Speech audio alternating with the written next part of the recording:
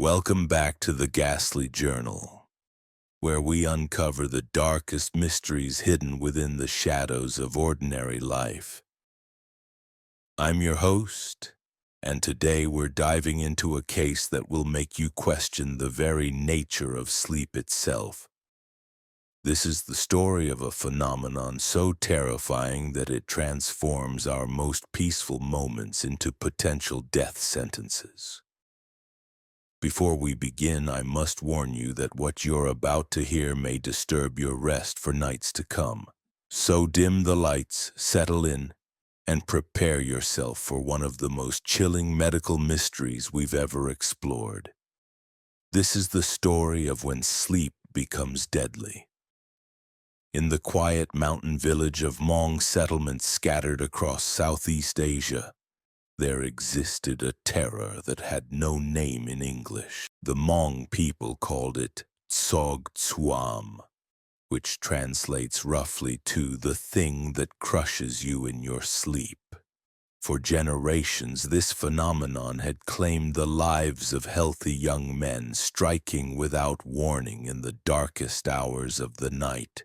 But it wasn't until the late 1970s that the Western world would come face to face with this inexplicable killer, and the story of how it arrived on American soil is as haunting as the deaths it would leave in its wake.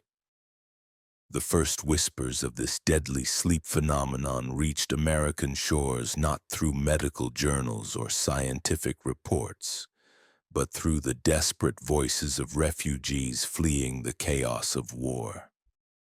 As the Vietnam conflict drew to a close and the communist forces gained control of Laos, thousands of Hmong families who had fought alongside American forces found themselves marked for persecution. They fled their ancestral homes carrying nothing but the clothes on their backs and the terrifying knowledge that death could find them even in their dreams. Dr. Bruce Blyatout was working at the Centers for Disease Control in Atlanta when the first reports began trickling in. It was the summer of 1981, and what he was reading in the incident reports defied everything he thought he knew about sudden death. Healthy men, mostly in their 20s and 30s, were dying in their sleep with no apparent cause. No heart disease, no signs of struggle, no indication of foul play. They simply went to bed and never woke up. The pattern was as consistent as it was baffling. The victims were always male, always of Southeast Asian descent, and always between the ages of 19 and 57. They died during the night, usually between midnight and 8 a.m., often crying out in their sleep before falling silent forever. Autopsies revealed nothing. No poison, no disease, no physical trauma that could explain their deaths. It was as if their bodies had simply decided to stop functioning while they slept. What made these deaths even more disturbing was the testimony of family members who had witnessed them. They described scenes of pure terror. Men thrashing violently in their beds, crying out in languages that even their own families couldn't understand. Their faces contorted in expressions of absolute fear. Some witnesses reported that the victims seemed to be fighting against something invisible, clawing at the air above their chests as if trying to remove some crushing weight. The medical community was at a loss. How do you investigate a killer that leaves no trace? How do you fight an enemy that strikes only in sleep?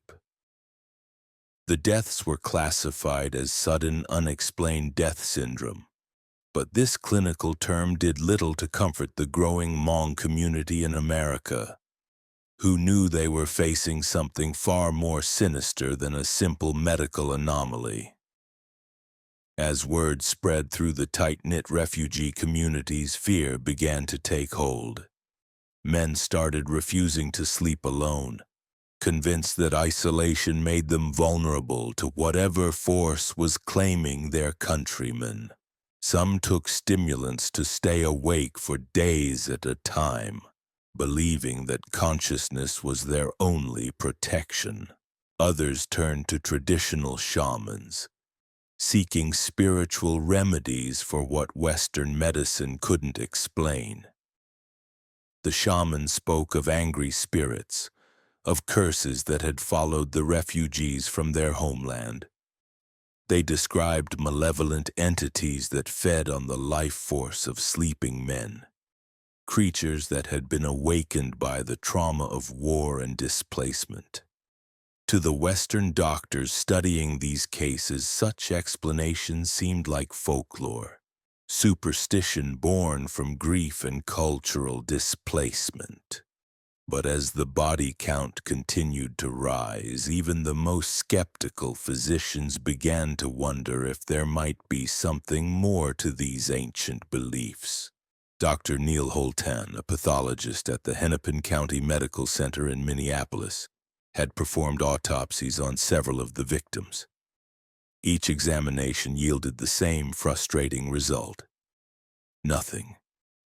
The hearts were healthy, the lungs clear. The brain showed no signs of stroke or trauma. Yet something had killed these men as surely as if they had been struck by lightning. The psychological toll on the survivors was immense. Entire families lived in constant fear, watching their male relatives sleep with the knowledge that morning might not come. Children grew up afraid of the dark, not because of monsters under the bed, but because of the very real possibility that their fathers or brothers might not survive the night. The American dream that had drawn these refugees to safety was turning into a nightmare more terrifying than the war they had fled. By 1983, the CDC had documented over 100 cases of sudden, unexplained death among Southeast Asian refugees. The victims came from various ethnic groups: Hmong, Lao, Cambodian, and Vietnamese, but the pattern remained consistent: healthy men dying in their sleep with no medical explanation. The phenomenon was spreading beyond the original refugee communities, claiming victims in cities across America: Minneapolis, Philadelphia, New York, Los Angeles, and Portland. What made the investigation even more challenging was the cultural barrier between the affected communities and the medical establishment. Many families were reluctant to cooperate with autopsies, viewing them as desecration of their loved ones' bodies. Traditional beliefs about death and the afterlife conflicted with Western medical practices, creating a gulf of mistrust that hampered research efforts. Dr. Joseph Boudreau, a psychiatrist who had begun working with the affected communities, noticed something that his medical colleagues had overlooked. The deaths weren't entirely random. They seemed to cluster around times of high stress during periods when the men were grappling with the challenges of adapting to American life. Recent immigrants, men who had lost their traditional roles as hunters and warriors, those struggling with unemployment or cultural displacement, all seemed to be at higher risk. This observation led to a startling theory. What if the deaths weren't caused by a physical ailment at all, but by something far more complex? What if the killer was rooted in the very essence of what it meant to be human, in the delicate balance between mind and body, between the conscious and unconscious worlds? The families of the victims had their own theories passed down through generations of oral tradition. They spoke of the pineal gland, which they believed was the seat of the soul, and how trauma could damage this spiritual center, making a person vulnerable to supernatural attack. They described rituals and protective ceremonies that could shield the sleeping from malevolent forces. Practices that had been used for centuries in their homeland but seemed powerless in this new world. As the mystery deepened, researchers began to notice something else troubling. The phenomenon wasn't limited to the first generation of refugees. Second-generation immigrants, men who had been born in America but retained their cultural identity, were also falling victim to these inexplicable deaths. This suggested that whatever was causing the deaths wasn't simply a result of the trauma of displacement, but something more fundamental, something that could be passed down through families like a genetic inheritance. The investigation was about to take a turn that would challenge everything the medical community thought they knew about the relationship between sleep, consciousness, and death itself. What they would discover would not only explain the mysterious deaths plaguing the refugee communities, but would also reveal a terrifying truth about the fragility of human life and the power of the mind to destroy the very body it inhabits. The breakthrough came from an unexpected source. Dr. Richard Friedman, a sleep researcher at the University of California, had been studying the phenomenon for months when he received a call from a colleague in Thailand. What he learned would fundamentally change how the medical community understood these mysterious deaths. In Thailand, the phenomenon had a name, Lai Tai, which translates to death during sleep. But more importantly, it had a pattern that Western researchers had missed. The Thai medical community had been documenting similar cases for decades, and they had noticed something crucial. The deaths weren't random. They followed a specific timeline, a progression that suggested whatever was killing these men was building toward something. Dr. Friedman flew to Bangkok in the winter of 1984, armed with case files and a growing sense that he was chasing something far more complex than a simple medical anomaly. What he found in the archives of Chulalongkorn University Hospital would haunt him for the rest of his career. The Thai researchers had been tracking the phenomenon since the 1950s, documenting over 500 cases with meticulous detail. They had noticed that the deaths occurred in clusters, striking communities during times of social upheaval or cultural stress. During the political turmoil of the 1970s, the death rate had spiked dramatically.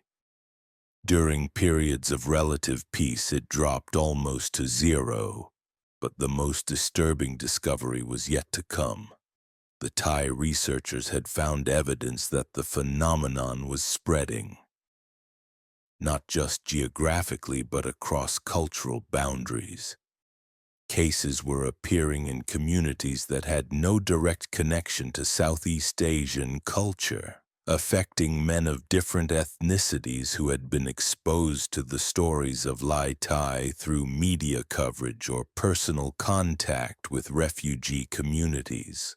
Dr. Somchai Jutar, the lead researcher at Chulalongkorn, showed Friedman a series of photographs that would change everything.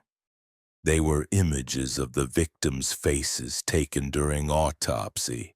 Every single one showed the same expression of absolute terror.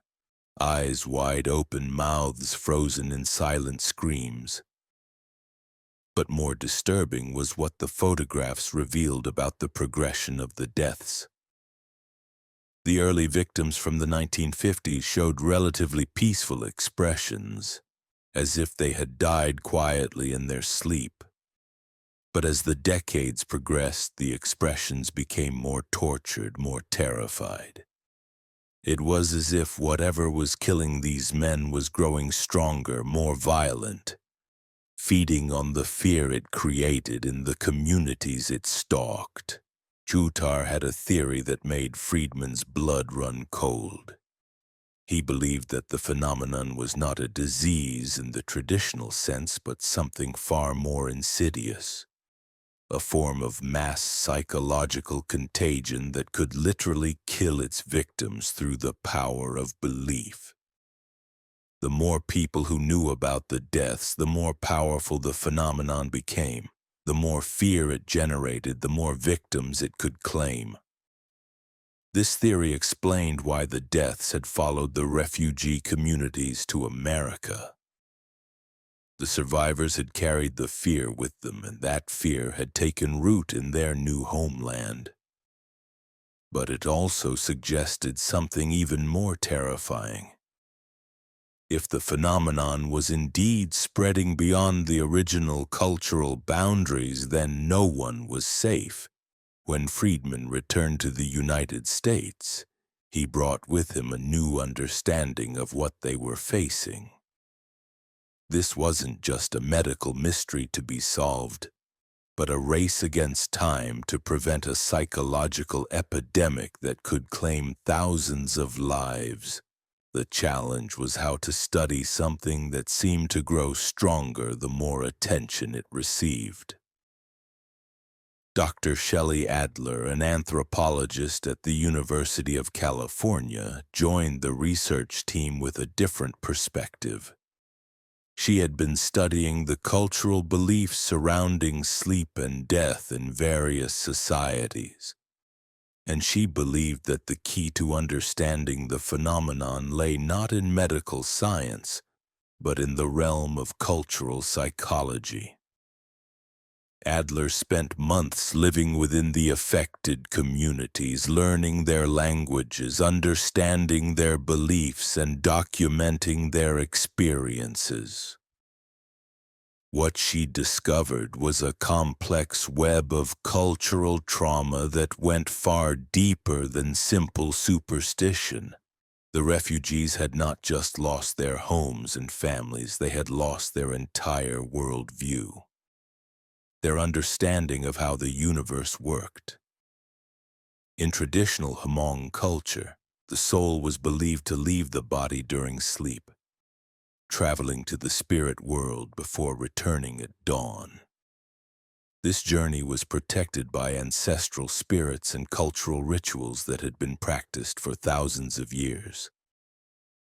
But in America, separated from their sacred sites and traditional practices, the refugees felt spiritually defenseless. The deaths, Adler realized, were occurring at the intersection of cultural displacement and psychological trauma. The men who died weren't just victims of a mysterious medical condition. They were casualties of a cultural apocalypse that had severed their connection to the spiritual practices that had once protected them. But understanding the cultural context didn't make the deaths less real or less terrifying. If anything, it made them more disturbing. The phenomenon seemed to be a form of culturally mediated sudden death, where belief systems could literally kill. The implications were staggering. As word of the research spread through the medical community, other physicians began reporting similar cases in their own practices. A Japanese businessman who had heard about the Southeast Asian deaths died in his sleep after becoming obsessed with the phenomenon. A young medical student who had been studying the cases for his thesis was found dead in his apartment, his face frozen in the same expression of terror that had become the signature of the mysterious killer. The researchers faced an impossible dilemma. They needed to study the phenomenon to understand it, but studying it seemed to make it stronger. Every paper published, every case documented, every news report that mentioned the deaths seemed to feed the very force they were trying to combat. Dr. Friedman made a decision that would divide the medical community. He called for a moratorium on public discussion of the phenomenon, arguing that media coverage was literally creating more victims. Some of his colleagues accused him of suppressing vital medical information, but others supported his position, believing that they were dealing with something that transcended traditional medicine. The debate raged in medical journals and conference rooms across the country. How do you fight a killer that grows stronger with each mention of its name? How do you protect potential victims without creating more fear? The questions seemed to have no good answers. Meanwhile, the deaths continued. Men in cities across America went to sleep and never woke up, their faces frozen in expressions of terror that suggested they had seen something in their final moments that no human should ever witness. The phenomenon had taken on a life of its own, spreading through whispered conversations and midnight fears, claiming victims who had never heard of the Hmong people or their ancient beliefs about the spirits that hunt in the darkness. The investigation had reached a crossroads.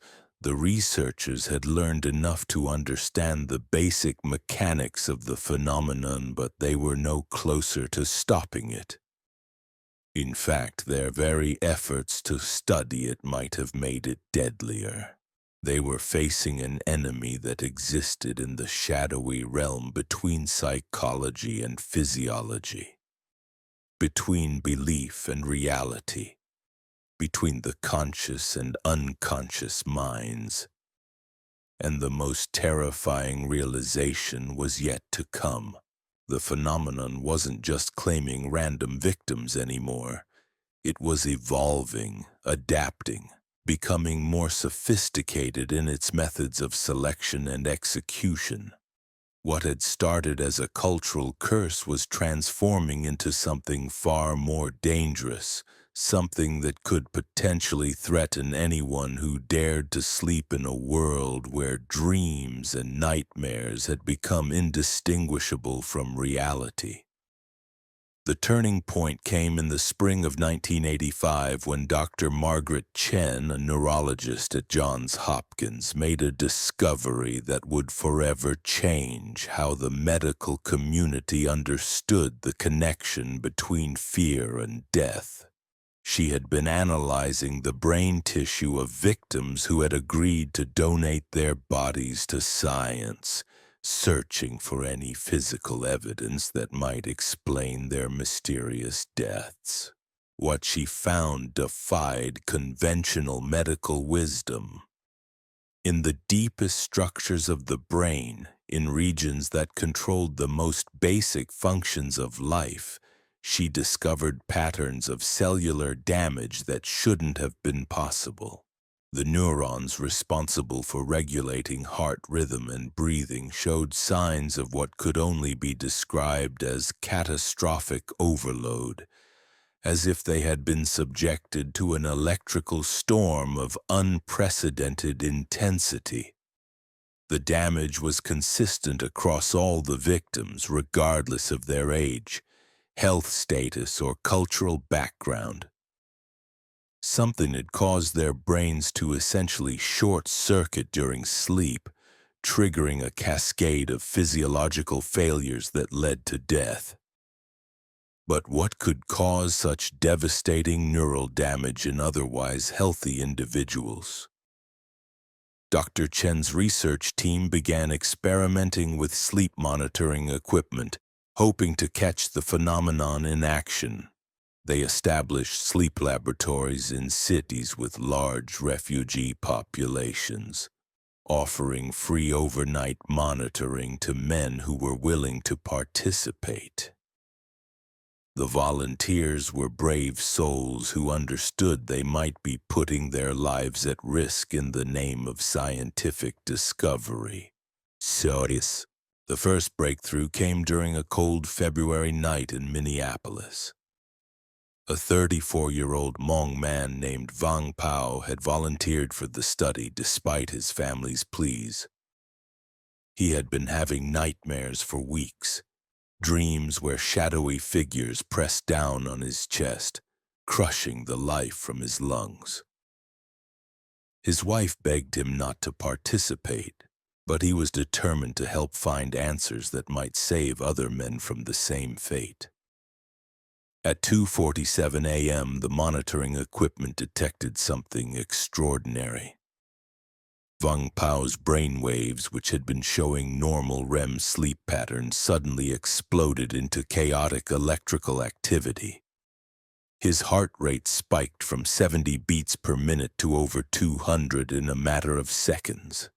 His blood pressure soared to levels that should have been fatal. And then, just as suddenly, everything stopped. The medical team rushed to his bedside, but they were too late. Vang Pao was dead, his face frozen in the same expression of terror that had become the hallmark of the phenomenon. But for the first time, researchers had captured the moment of death on their instruments. The data revealed something that would haunt them for years to come. In the final seconds before his death, Vang Pao's brain had generated electrical activity unlike anything in medical literature. The patterns resembled those seen in severe epileptic seizures, but amplified beyond anything thought possible. It was as if his mind had been overwhelmed by something so terrifying that it had literally burned itself out trying to process the experience. Dr. Chen and her team analyzed the data for weeks, trying to understand what could trigger such a catastrophic neurological response. The answer, when it came, was more disturbing than they had imagined. The brain patterns matched those seen in laboratory animals subjected to extreme psychological stress, but magnified to levels that suggested the victims were experiencing terror beyond human comprehension. The phenomenon wasn't just killing people in their sleep, it was literally scaring them to death. But what could be so frightening that it could cause a healthy human brain to destroy itself? The answer lay in the realm of dreams, in the dark corners of the unconscious mind, where primal fears lurked like hungry predators. Sleep researchers had long known that the brain was most vulnerable during REM sleep, when the normal barriers between conscious and unconscious thought broke down. It was during these periods that the mind processed traumatic memories, confronted suppressed fears, and sometimes created nightmares so vivid they could feel more real than waking life. For the Southeast Asian refugees, sleep had become a battlefield where cultural trauma met personal terror. Their dreams were populated by the ghosts of war, the spirits of the dead, and the crushing weight of displacement. In their homeland, traditional rituals and spiritual practices had provided protection against these nocturnal threats. But in America, stripped of their cultural armor, they were defenseless against the monsters that lived in their own minds. The research team began to understand that they weren't dealing with a supernatural phenomenon, but with something far more complex.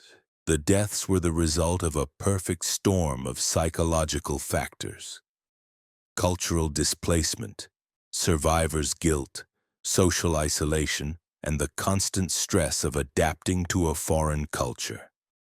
These factors had combined to create a form of nocturnal panic so intense that it could literally stop the heart. But knowledge of the mechanism didn't make the deaths less real or less terrifying. If anything, it made them more disturbing.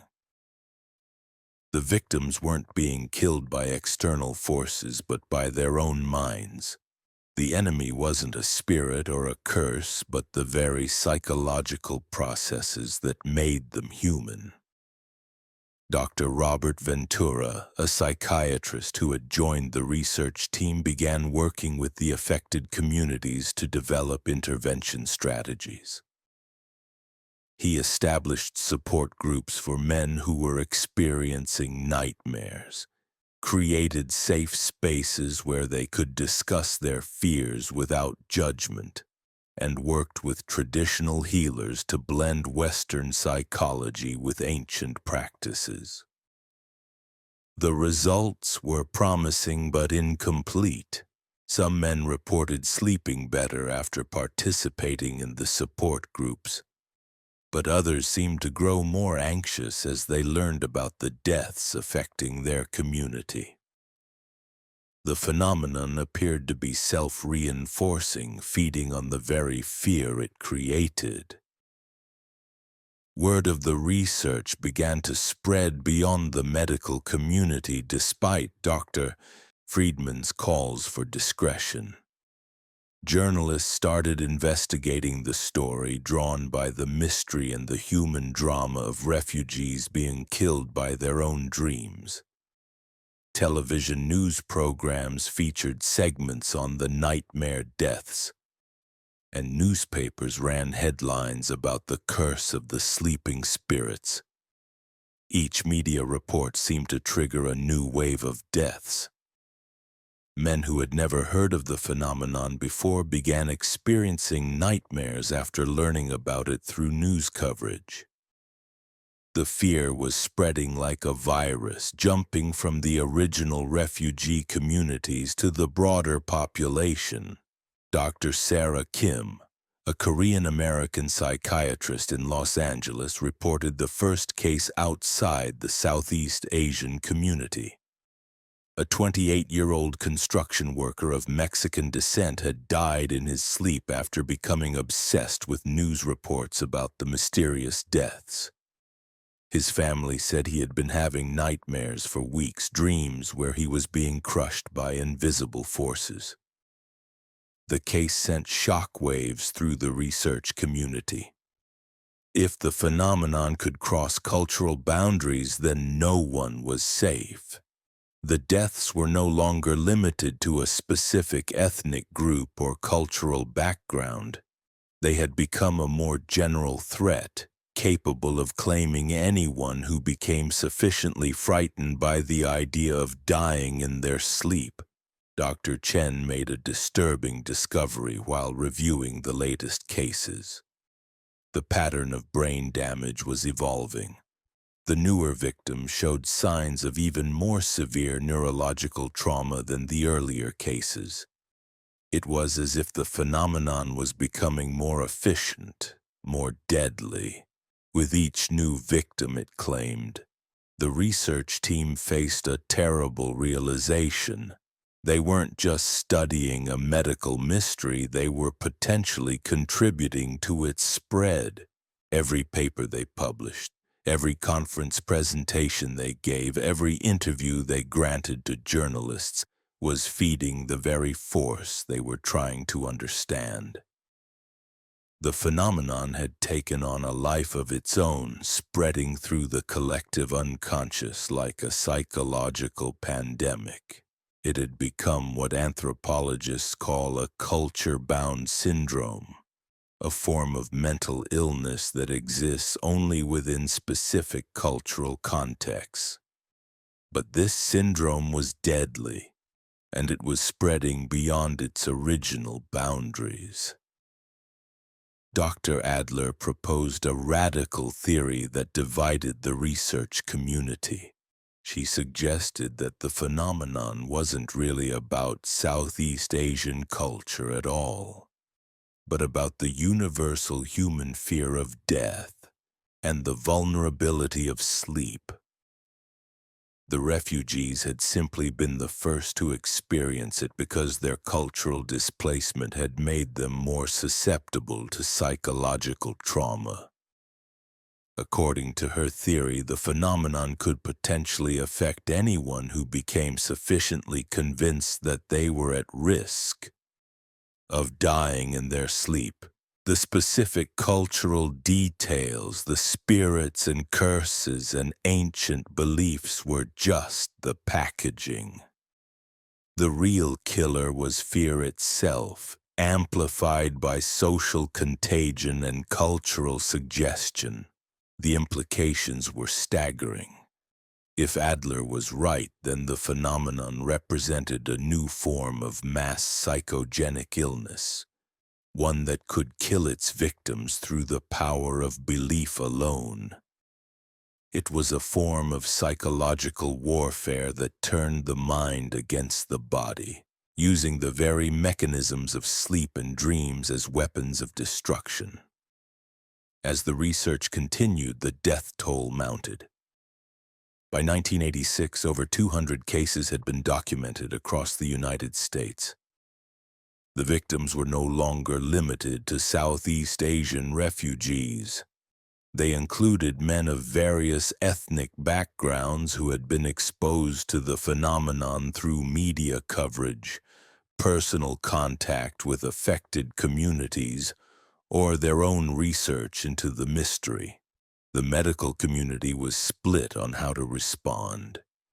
Some physicians advocated for complete media silence, arguing that publicity was literally creating more victims. Others insisted that the public had a right to know about the phenomenon, even if that knowledge might be dangerous. The debate raged in medical journals and ethics committees across the country. Meanwhile, the phenomenon continued to evolve. Reports began coming in of victims who had died despite taking elaborate precautions to protect themselves. Men who had surrounded their beds with religious symbols, who had slept in groups for protection, who had taken stimulants to avoid deep sleep. All had fallen victim to the mysterious killer. The research team realized they were dealing with something that transcended traditional medical categories. The phenomenon existed in the liminal space between psychology and physiology, between belief and reality, between the conscious and unconscious minds. It was a reminder that the human brain, for all its complexity and sophistication, remained vulnerable to the most primal of fears. And the most terrifying aspect of the phenomenon was that it seemed to be learning, adapting, becoming more sophisticated with each new victim it claimed. What had started as a cultural curse was evolving into something far more dangerous, something that could potentially threaten anyone who dared to close their eyes in a world where nightmares had become indistinguishable from reality. The investigation was about to enter its most dangerous phase, as researchers prepared to confront the phenomenon directly, risking their own lives to understand the mechanisms of fear that could literally kill.